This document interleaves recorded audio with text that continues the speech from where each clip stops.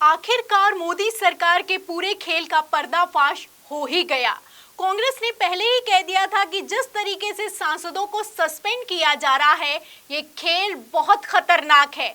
और ये कितना खतरनाक है जब मैं आपको बताऊंगी तो यकीन मानिए आपके पैरों तले जमीन खिसक जाएगी।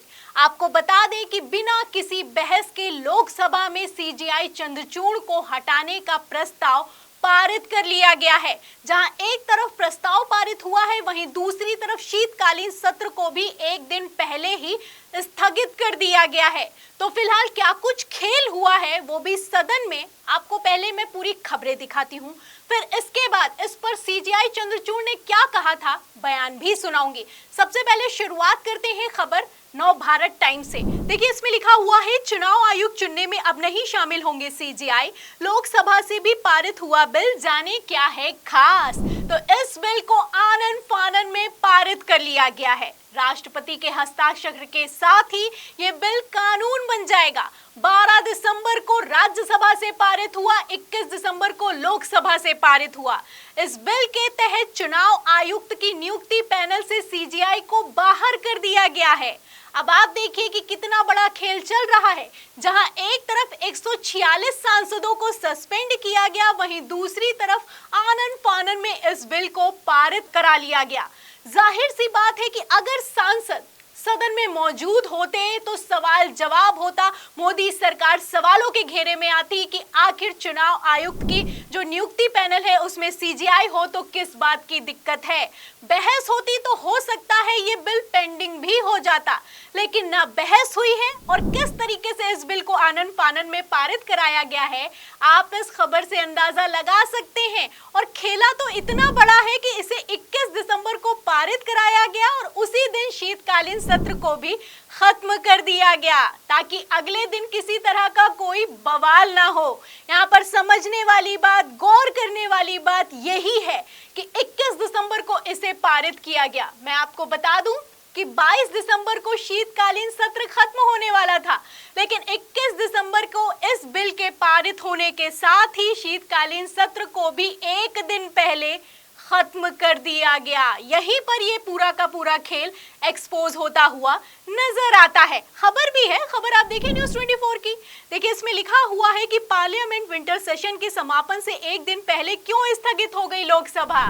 तो क्यों स्थगित हो गई, कोई जवाब तो नहीं निकल कर सामने आया, लेकिन हाँ, जब 146 सांसद बाहर होंगे तो एक दिन पहले समाप्त कर दिया गया है और इस बिल को पारित करने के बाद समाप्त किया गया है। और जैसे ही शीतकालीन सत्र समाप्त हुआ, आप समझ सकते हैं कि कितना बड़ा खेल करने की तैयारी में मोदी सरकार इस कानून को बनाने के लिए कितनी जल्दी में लगी हुई है, कितनी जल्दी कर रही है, क्या कोशिश है कि जल्द से जल्द इसे कानून बना दिया जाए। फिलहाल मैं आपको बता दूं कि एक ऐतिहासिक फैसला सुप्रीम कोर्ट से लिया गया था। अगर फैसला नहीं आपको याद है तो मैं फटाफट से बताती हूँ। देखिए खबर एबीपी की। देखिए इसमें लिखा है कि चुनाव आयुक्त की नियुक्ति पर सुप्रीम कोर्ट के ऐतिहासिक फैसले का क्या होगा असर। तो सुप्रीम कोर्ट में एक ऐतिहासिक फैसला लिया गया। इस फैसले के तहत जो चुनाव आयुक्त की नियुक्ति होगी उसमें 3 लोग शामिल होंगे। 3 लोग जो शामिल होंगे, एक प्रधानमंत्री होगा, एक नेता प्रतिपक्ष होगा और तीसरा सीजेआई होगा। ये सुप्रीम कोर्ट का फैसला था, लेकिन मार्च के महीने में जैसे ये फैसला निकल कर सामने आया, मोदी सरकार में खलबली मच गई। पहले तो ये बिल लाया गया, इस बिल को राज्यसभा से पारित कराया गया और अब लोकसभा से भी पारित करा लिया गया है। आपको बता दें कि इस बिल के तहत कानून बाकायदा बनाया गया है कि इस कानून के तहत जो 3 लोग शामिल होते हैं पैनल में, उसमें प्रधानमंत्री होगा, नेता प्रतिपक्ष होगा और प्रधानमंत्री द्वारा ही मनोनीत केंद्रीय मंत्री होगा। तो आप समझ सकते हैं किसका पल्ला भारी है, मोदी सरकार का पल्ला भारी है। एक नेता प्रतिपक्ष होगा, एक प्रधानमंत्री होगा, एक केंद्रीय मंत्री होगा। प्रधानमंत्री जिस पार्टी का होगा उसी पार्टी का केंद्रीय मंत्री होगा। तो आप समझ सकते हैं कि चुनाव आयुक्त की नियुक्ति के लिए किस तरीके से बड़े खेल को अंजाम दिया गया है। फिलहाल ये वो खबर है जो कि गोदी मीडिया आपको कभी नहीं दिखाएगा। सोशल मीडिया पर यह खबर वायरल है, लगातार चर्चा का विषय बनी हुई है। देखिए एक यूजर है शाम्भवी, लिखती भी हैं कि black day in the democracy. आज लोकसभा में विधेयक पारित कर सीजेआई भारत के मुख्य न्यायाधीश को चुनाव आयुक्तों की नियुक्ति करने वाली 3 सदस्यीय उच्चाधिकारी समिति से हटा दिया गया है। राज्यसभा पहले ही विधेयक पारित कर चुकी है। भारत के प्रजातंत्र के लिए काला दिन है, काला दिन है। डेमोक्रेसी भले ही खत्म हो जाए, क्या ही फर्क पड़ता है। फिलहाल इनके क्या मंसूबे हैं, इनको लेकर कांग्रेस के दिग्गज नेता जयराम रमेश ने पहले ही संकेत किया था कि मोदी सरकार के जो इरादे हैं वो काफी खतरनाक हैं। जयराम रमेश ने क्या कहा था, उनका भी ट्वीट आपको बताती हूँ। देखिए, वो लिखते हैं कि आज सिर्फ लोकसभा से इंडिया की पार्टियों के कम से कम 50 और सांसदों को निलंबित कर दिया गया है। विपक्ष को पूरी तरह से खत्म किया जा रहा है ताकि खतरनाक विधेयकों को जो खतरनाक विधेयक है, खतरनाक बिलों को बिना किसी सार्थक बहस के पारित कर लिया जाए। जो कहा वही हुआ। आगे सुनिए, आगे इसमें लिखा है कि ऐसा इसलिए भी हो रहा है ताकि 13 दिसंबर को लोकसभा में 2 आरोपियों के प्रवेश दिलाने वाले भाजपा सांसद बेदाग हो जाएं।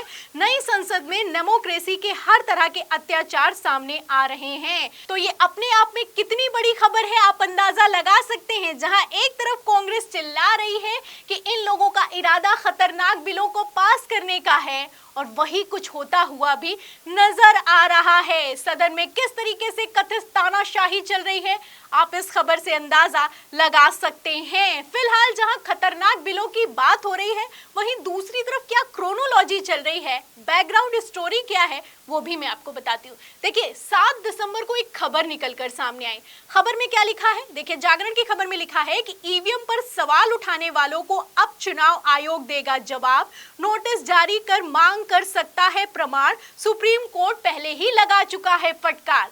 तो चुनाव आयोग ने कहा कि जो ईवीएम को लेकर जो 5 राज्यों के चुनाव खत्म हुए हैं, उसके बाद जो विपक्ष ईवीएम को लेकर सवाल खड़े कर रहा है, उसके सबूत लेके आओ, और अगर तुम सबूत नहीं ला पा रहे हो तो हम तुम पर नोटिस जारी करेंगे।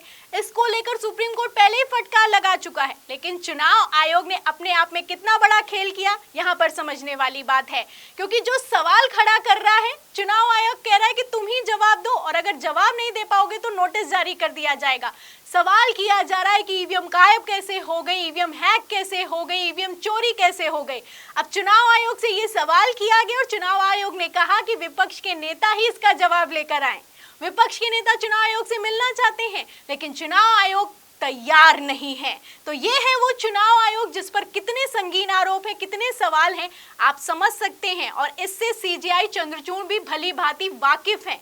इसीलिए उन्होंने कहा कि जो चुनाव आयुक्त की नियुक्ति होगी, उस पैनल में सीजेआई भी शामिल होगा। लेकिन मोदी सरकार को बड़ी दिक्कत है। आनन फानन में बिल लाया गया, बिल को पास कर दिया गया, और अब इसे कानून जल्द ही बना दिया जाएगा। क्योंकि जहां एक तरफ चुनाव आयोग सबूत मांग रहा है, वहीं दूसरी तरफ सबूतों को खत्म भी किया जा रहा है। खबर निकलकर सामने आई उत्तर प्रदेश के फर्रुखाबाद से कि 800 ईवीएम को जला दिया गया है। उस ईवीएम को जला दिया गया है, उस गोदाम में आग लग गई है जहां पर शॉर्ट सर्किट भी नहीं हो सकता। तो फिलहाल ये कितनी बड़ी कॉन्स्पिरेसी है, कितना बड़ा खेल है, आप समझ सकते हैं।